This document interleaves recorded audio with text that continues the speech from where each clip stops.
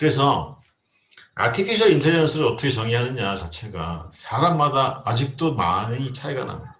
학자마다 다르고. 그래서 이 자체가 굉장히 추상적이죠. 여러분 개념이 추상적이면 어떻겠어요? 내가 쓰는 아티피셜 인텔리전스라는 말하고 옆에 있는 사람마의 아티피셜 인텔리전스라고 이게 추상적이가 다 다르겠죠. 다르면 다 사람들은 자기 각각 생각을 하게 되고 거기에다가 더 덧붙인다라고 하는 겁니다. 그래서 인공지능의 실체가 뭐냐라는 거를 누가 얘기할 수 있겠냐 이거예요. 여러분 매일 아침 사실 지금은 이렇게 코로나 때문에 못하지만 우리가 어마어마하게 많은 그런 이 조찬 모임들이 있고 강의가 있고 그런 다 AI 다 얘기를 하죠. 다 모든 사람들이 다 얘기를 하는데 그 얘기 들으면 다 그럴듯해요. 그리고 우리도 열심히 해야 되겠네라고 하는 생각이 드는데 그러면 AI가 뭐냐라고 디파인을 나는 내릴 수 있냐라고 하는 거죠. 디파인을 내릴 수가 없다고 하면 그거에 가지고 그런 AI에 대한 생각을 가지고 그런 추상적인 거를 가지고 의사결정을 할 수 있겠느냐라고 하는 거죠. 자, 손정희 씨가 30년 후에 슈퍼 인텔리전스가 인간을 대체한다라고 만약에 그가 이렇게 믿었다면 슈퍼퍼 이게 본인이 가지고 있는 펀드를 AI에 쏟아 부었죠. 그래서 손정희 씨의 어떤 투자의 어떤 결론을 보게 되면 딱 그렇게 AI가 생각보다 이게 굉장히 혁신적이지 않아서 또 시간이 많이 걸려서 손해본 그런 케이스가 굉장히 많이 있습니다. 보스턴 다이내믹도 그 중에 하나고요. CEO가 왜 AI 코딩을 배워야 되느냐? 코딩 그러니까 이제 우리의 관습 입장에서 보면 코딩은 개발자들한테 시켜야 되는 거라고 생각들을 많이 합니다. 그리고 그들한테 넘겨주면 그들이 알아서 하겠지라고 하는 거죠. 지금까지 그건 틀린 말은 아니었어요. 근데 AI라고 하는 거는 개발자들이 AI를 이해하기가 굉장히 힘듭니다. 왜냐하면 기존에 개발하는 그런 그 행태하고 AI의 행태하고는 완전히 달라요. 기존에는 룰에 의해서 뭔가 우리가 시스템 구축하면 리퀘어먼트가 있고 리퀘어먼트에 의해서 디자인을 하고 데이터베이스 모델링을 해가지고 프로그램에서 개발을 하는 이런 류의 그런 개발 파라다임과 데이터에 의해서 학습을 한다는 그런 파라다임은 완전히 다른 겁니다. 근데 지금까지 CEO는 이제 직원들한테 시키면 직원들 다 했어요.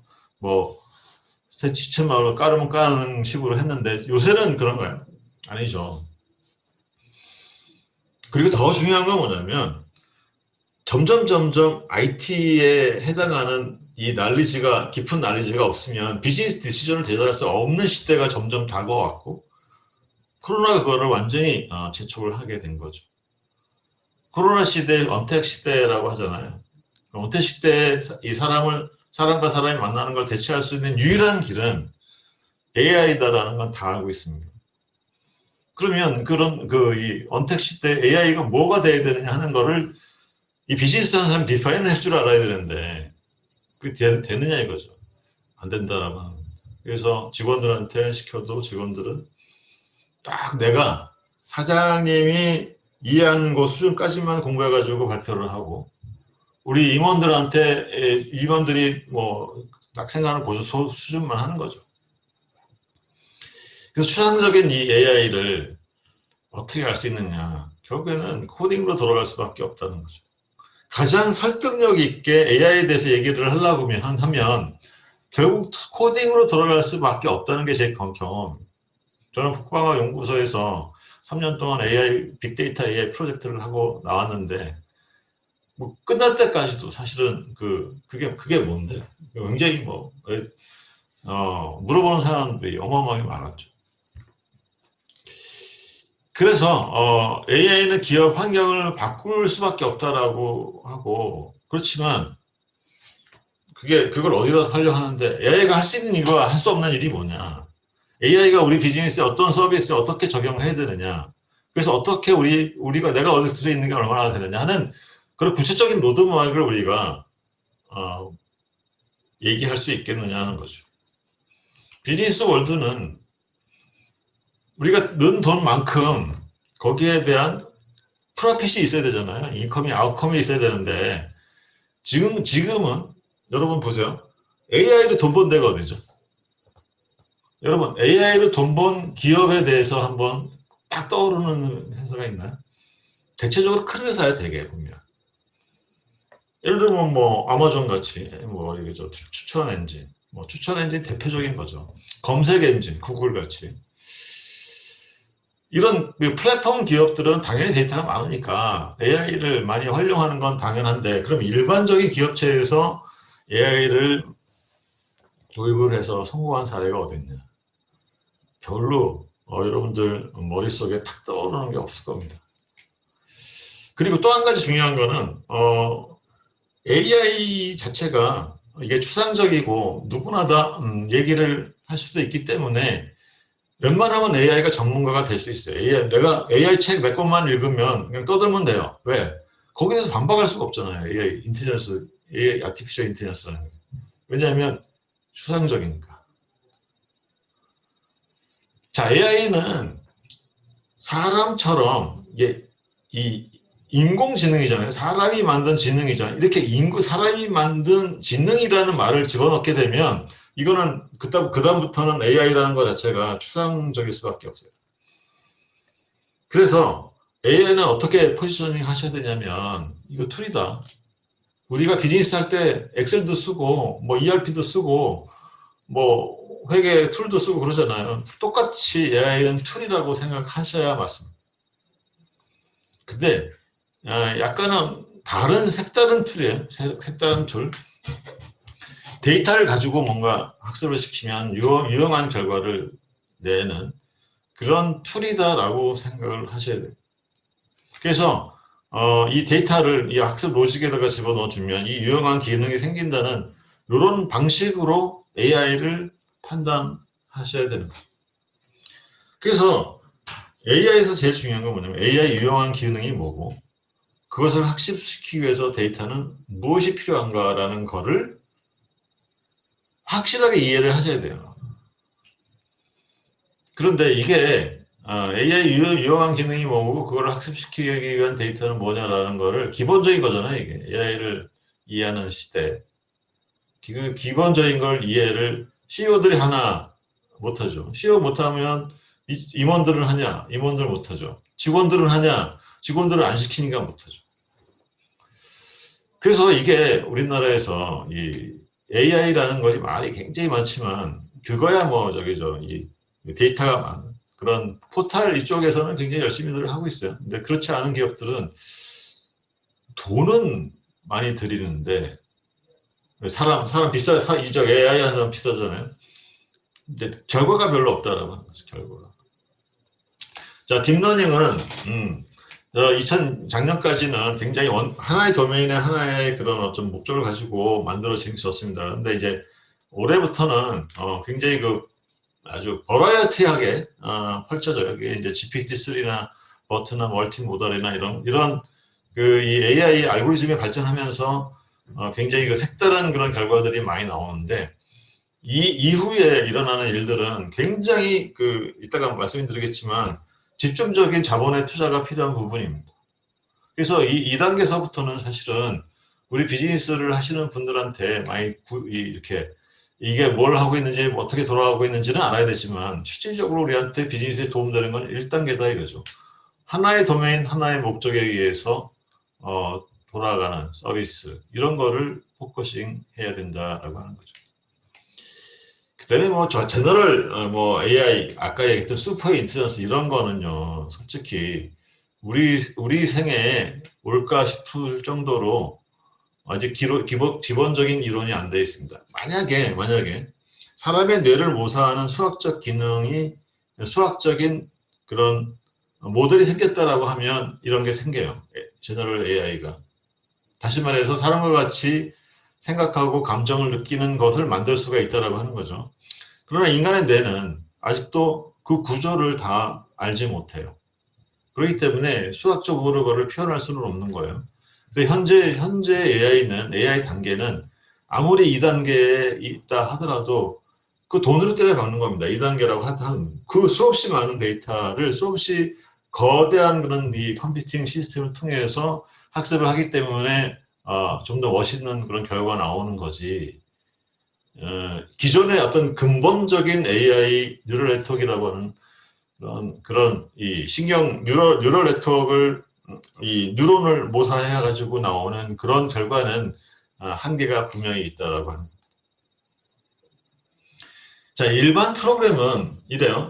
데이터를 집어넣으면 데이터가 나와요. 거기에 이 어떻게 처리하느냐는 룰을 우리가 프로그래머들이 짜가지고 집어넣는. 이게 일반적으로 우리가 알고 있는 엑셀에서부터 모든 게 다 이런 식으로 돼 있어요. 근데 인공지능은 다르죠.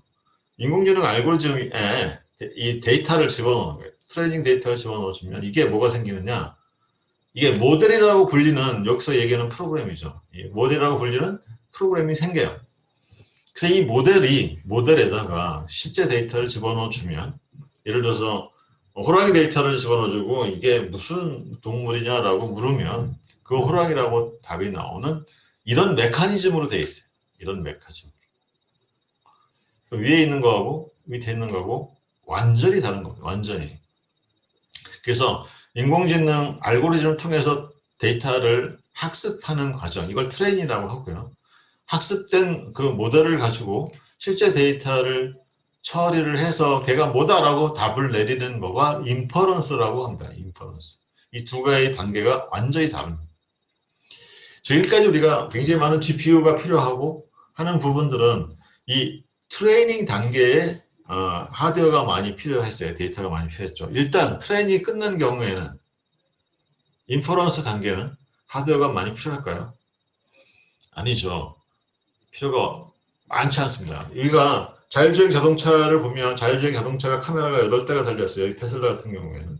그래서 여기 거리를 보고 사람이다, 아니다, 신호등이다라고 판단하는 거는 거의 0.01초 내에 10ms 내에 이제 디시전을 내릴 수 있어요.